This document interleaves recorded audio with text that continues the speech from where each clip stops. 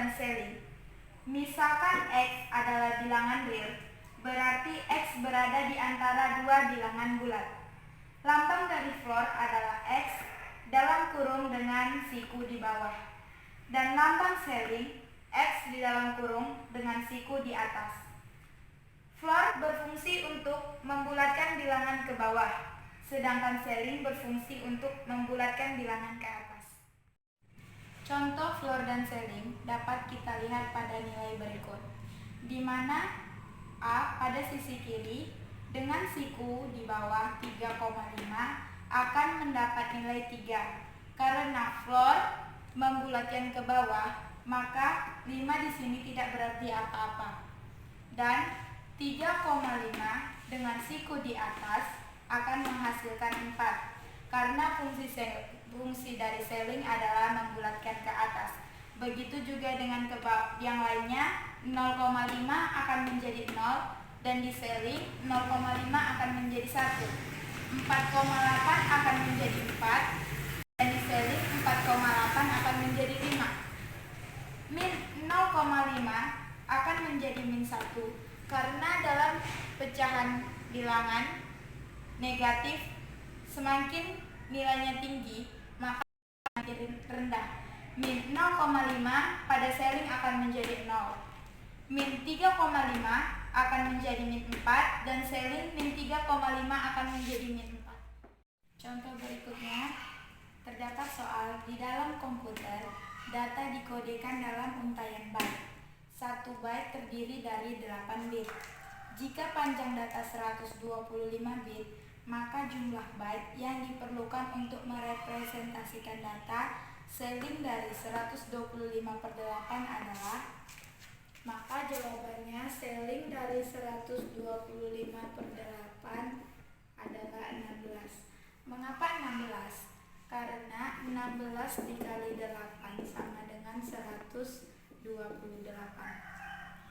Karena dari soal yang diketahui adalah Selling, maka kita akan membulatkan angka menjadi ke atas. 128 kita ambil untuk memenuhi bahwa 1 byte terdiri dari 8 bit. 3 angka yang merupakan sisa dari 8 disebut dengan padding bits. Yang kedua, fungsi modulo.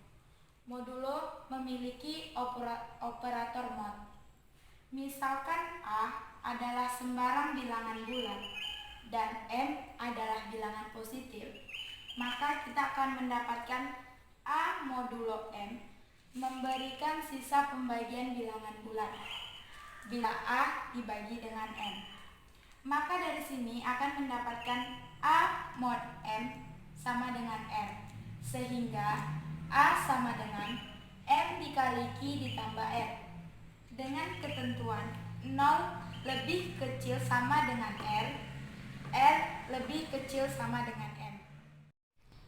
Contoh dari fungsi modulo adalah yang pertama A 25 mod 7 akan menghasilkan sisa bagi 4, karena 25 ketika dibagi dengan 7 akan menyisakan nilai 4 atau angka 4. Begitu juga dengan yang B, 15 mod 4 akan menyisakan 3. 3612 mod 45 akan menyisakan 12. 0 mod 7, 0 mod 5 akan menghasilkan 0, karena 0 dibagi 5 sama dengan 0. Dan yang E, kita akan menggunakan rumus A sama dengan M dikali Q ditambah R. 25 akan kita gunakan sebagai A, 7 sebagai M. Q di sini kita akan memasukkan angka 7 dikali berapa yang akan mendekati dengan min 25. Kita akan mendapatkan 4. Karena di sini terdapat bilangan negatif, maka akan kita gunakan negatif. Dan 3 kita gunakan sebagai R, maka akan memasuki rumus A sama dengan M dikali Q ditambah R. Maka min 25 sama dengan 7 dikali min 4 ditambah 3. Min 25 sama dengan 7 dikali min 4 akan menghasilkan min 28 ditambah 3. Min 25 sama dengan min 28 ketika ditambahkan dengan positif 3 akan maju ke depan menjadi min 25. Maka hasil yang didapatkan adalah 3. Contoh berikutnya terdapat soal. Misalkan f adalah fungsi x di mana anggotanya 0, 1, 2, 3, dan 4. Ke x yang didefinisikan oleh fx sama dengan 4x mod 5. Tuliskan f sebagai himpunan pasangan terurut. Apakah f fungsi 1 ke 1 atau one to one atau dipetakan pada onto. Penyelesaiannya adalah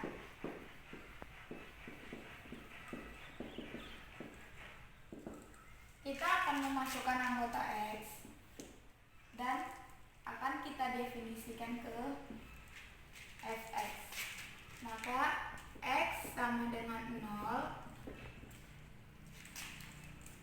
4 dikali 0 modulo 5 akan mendapat hasil 0. Mengapa di sini menjadi 0? Karena di sini x akan kita ubah menjadi anggota x. Selanjutnya x sama dengan 1, 4 dikali 1 modulo 5 sama dengan 4. Hal tersebut akan kita lakukan sampai anggota x yang keempat atau bernilai 4. X sama dengan 2, 4 dikali 2 modulo 5 menghasilkan 3. X sama dengan 3, 4 dikali 3 modulo 5 sama dengan 2, dan x sama dengan 4 dikali 4 modulo 5 sama dengan 1. Jadi kita akan mendapatkan fungsi f di mana anggotanya sisi yang pertama akan kita isi dengan x. Dan yang selanjutnya kita akan mengisi dengan hasil. Maka 0, 0, 1, 4, 2, 3, 3, 2,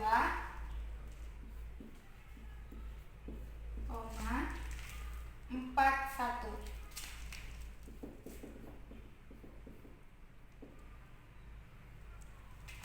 Jelas fungsi f merupakan 1 ke 1 atau one to one. Mengapa? Karena anggota di x mendapatkan pasangan 1, 1 dan tidak ada yang sama. Maka kesimpulannya fungsi f adalah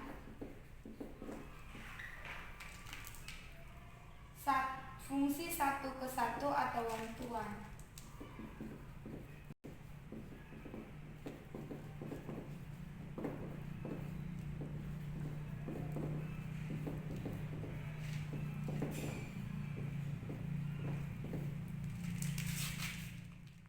Yang ketiga, fungsi faktorial. Fungsi faktorial memiliki lambang seperti tanda seru atau bisa disebut juga dengan tanda seru. Untuk sembarang bilangan bulat tidak negatif n, faktorial dari n dilambangkan dengan n faktorial. Didefinisikan, n faktorial sama dengan 1 jika n sama dengan 0 dan n faktorial sama dengan 1 dikali 2 dikali seterusnya n dikurang 1 dikali n jika n besar dari 0.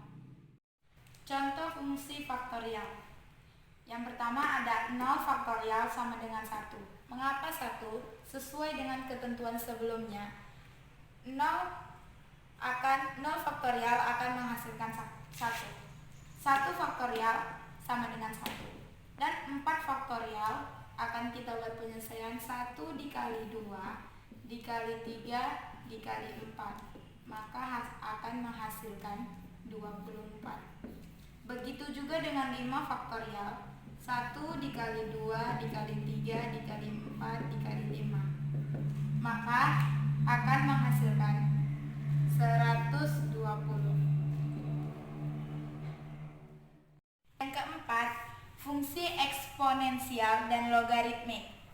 Fungsi eksponensial berbentuk A pangkat N sama dengan 1 jika N sama dengan 0. Dan A pangkat N sama dengan A dikali A dikali A dan seterusnya dikali A dibagi dengan N jika N besar dari 0. Untuk kasus perpangkatan negatif, kita akan menggunakan rumus A min N sama dengan 1 per A pangkat N. Fungsi logaritmik berbentuk Y sama dengan A log X, sehingga demikian X sama dengan A pangkat Y.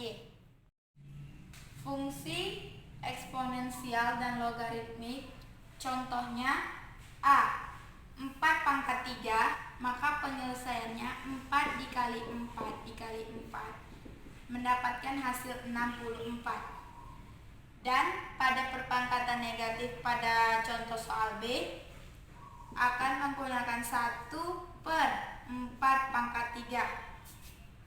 Untuk yang C, 4 log 64 sama dengan 3 karena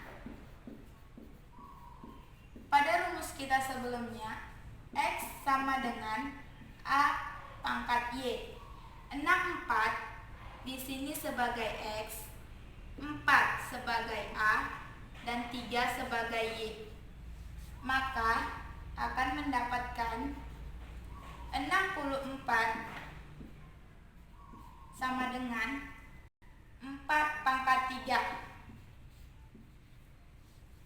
Untuk yang D, floor dari 2 log 100 sama dengan 9 karena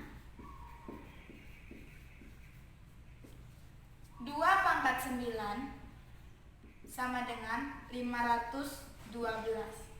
Mengapa tidak 2 pangkat 10? Karena 2 pangkat 10 sama dengan 1024. Dan ketentuan dari soal kita adalah floor. Jika kita menggunakan 2 pangkat 10, berarti soal kita adalah C. Sekianlah video dari saya tentang fungsi khusus. Lebih dan kurang saya mohon maaf. Wassalamualaikum warahmatullahi wabarakatuh.